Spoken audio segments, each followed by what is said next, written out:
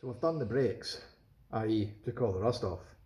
And just to detail why this is needed,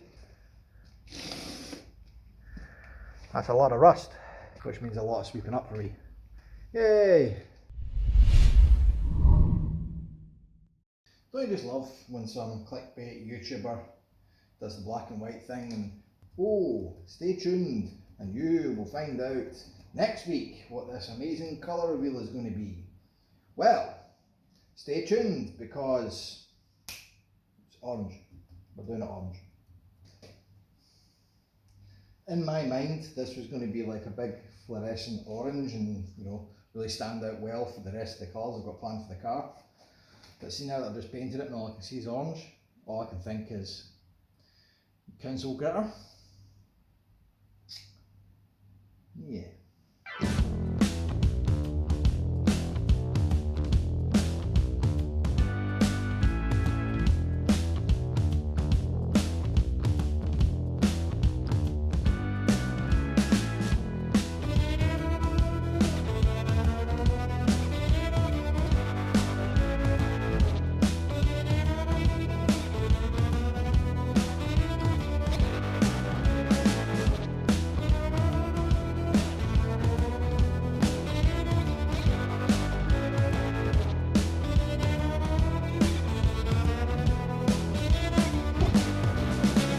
Right, so I've just went to put on the last side, which is the upper and lowers for the near side rear, and I'm all out of orange bushes. Which is odd because I'm pretty sure I bought a full kit for a Locost, but I don't have any more to press in. And if it was 2 I was short, I'd be like, well, maybe the kit doesn't account for, you know, something, or if there's 4, I think, well, maybe they didn't account for the 2 on each side of these, but 6 just means I've been a careless idiot and I've lost them. So, eBay. There we go, one eBay purchase complete. Now you may have noticed these shiny new brake discs that I've just chucked on. Aren't they shiny and new looking? Well, no. They are the old guys. I am probably going to put new brake discs on, don't shoot me down internet, but bearing in mind that we've got much more grinding, much more welding and much more dirt to create, I'll buy them later. For the moment, jigging these up with the old ones is fine. Discs and hubs are on. What's next? Oh, that's right. We need to have a look at this rack, don't we? This is our smart car inner and outer tie rod. Like I say, this is the opposite end of what the smart car's rack is going to need. This is a bloody useful tool. If you don't have one, they're about a £5 and they make life considerably easier for working out threads. It is a thread gauge. In here you will have a wide variety of different thread pitches that you can try on a thread that will quickly and easily tell you what you've got. So that thread matches with no daylight between it, and it is a 1mm. That's what a rack has, an internal diameter 1mm pitch thread. But what's the width? For that you need the other tool, vernier calipers. We get a measurement of 15.8, well, 15.89, 15.9, M16. One down, one to go. That's a load of shite. This is the MX5. Right, look, this is complicated, okay? Just give us a break. Same math applies. I took the MX5 tie rods off many moons ago for this exact reason. So, you get the point. Now, all we need to do is work out what the other side of our adapter will need to look like, and for that, we'll need to bust open the other half of the smart rack. Right, this is the smart car one. Shut up. Interestingly, this I thought was close. It's because it is 2mm shorter, and clearly a coarse thread just about got in and no more. So we're looking for an M14. What's the thread pitch? This guy is for sure Not full. Jesus, right, okay. I was going to have 1.25. Jesus, 1.5. I'm amazed that I even got a turn in before it jammed. Right, so M14 by 1.5. So that definitely needs to be an outside because it needs to match this. That is the adapter I need. What we need to work out though is how wide these adapters are going to have to be. And for that, we need to have a look at the rack.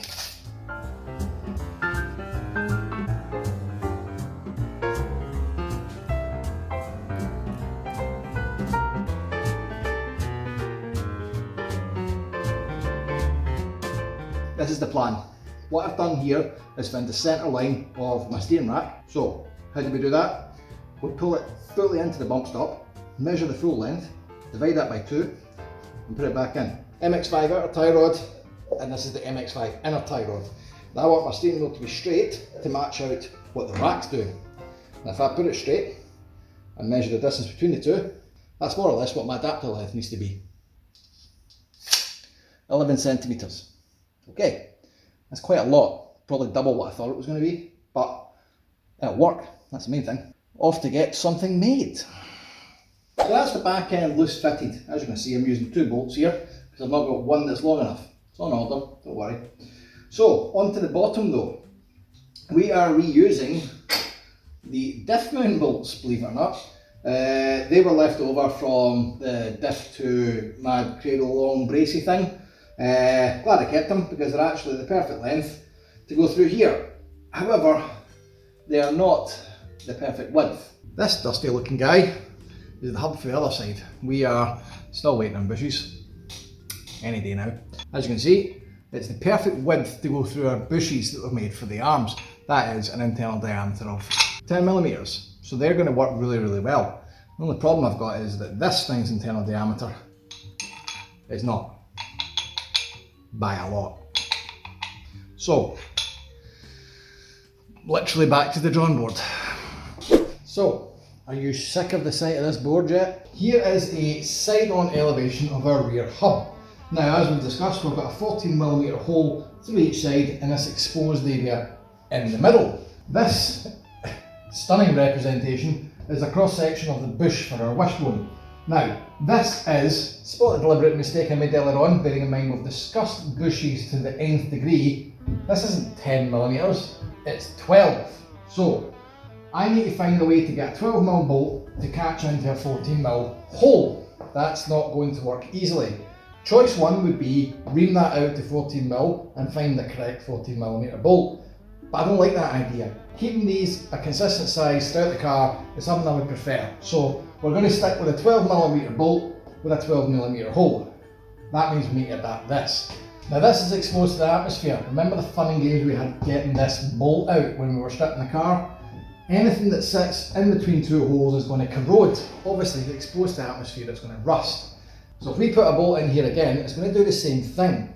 Now, I can kill 2 birds with 1 stone here by sleeving this. Now, my theory is if I put a 1mm wall thick tube from 14mm, that'll take it down to 12mm, that's going to be a consistent size throughout. Whether or not that's wise, I don't know, because bear in mind, a 1mm wall thick adapter doesn't have a lot of strength, and I'm worried that there might be a chance of something going wrong here with the forces at play potentially causing a problem. However, I think if we put it all the way through, there's enough strength in there to make it work. Maybe. If it doesn't, we can always revise this and take it out to 14mm. That's the benefit of using MX5 parts. If it goes wrong, buy a new one. The problem is, for this episode, I'd need to wait another week for eBay. So we'll come back to that rear hub thing. But we can still do other things, so let's get cracked on.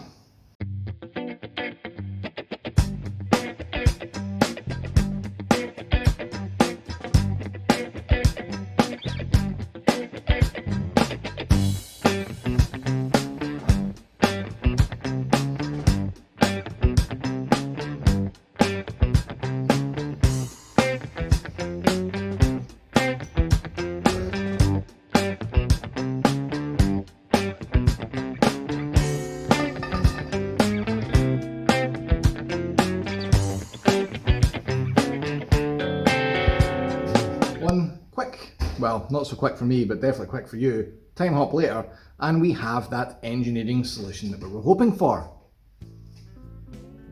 Pretty basic really when you think about it. It's also very much overkill, but I've wanted to over-engineer this just in case under-engineering it caused me problems. This is our adapters. As you can see, as per the drawing, we've got fine thread going in there, coarse thread coming out here. That'll join the gap and go into the smart rack and allow an MX5 inner tie rod to go in here. Or will it? Here's our MX5. Will this go in? Please thread, please thread. Yes. It threads, you beauty. Will this go into the rack? Will it actually thread all the way as well? Let's just make sure this goes in. That looks good for a start. We've got room there for a wee shim, spacer, lock washer. That's perfect. Let's see if it goes in the rack.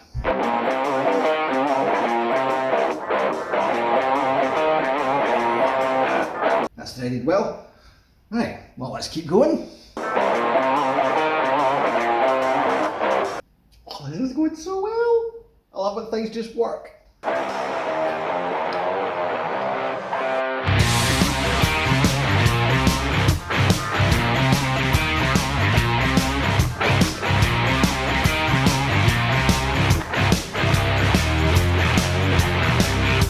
Might have some towing issues here.